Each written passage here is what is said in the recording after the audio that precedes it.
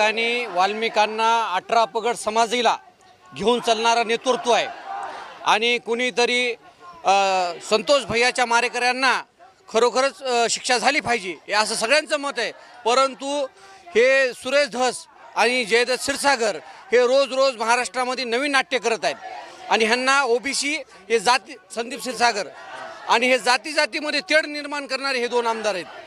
ह्यांचं स्टंट आहे, रोज उठलं की सुटलं काहीतरी बोलायचं, परळीतून कुणीतरी काहीतरी लिहून दिलं की लगेच तिकडं त्या मीडियामध्ये बडबड करायचं।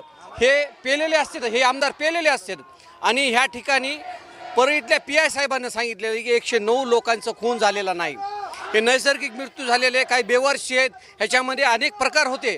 परंतु हे आंदोलन असंच चालू 100% अण्णावर प्रेम करणारे लाखो लोक आहेत आणि ह्या प्रकरणामध्ये अण्णाचं नाव बळजबरीनं घुसविण्याचा प्रयत्न सुरू आहे। ते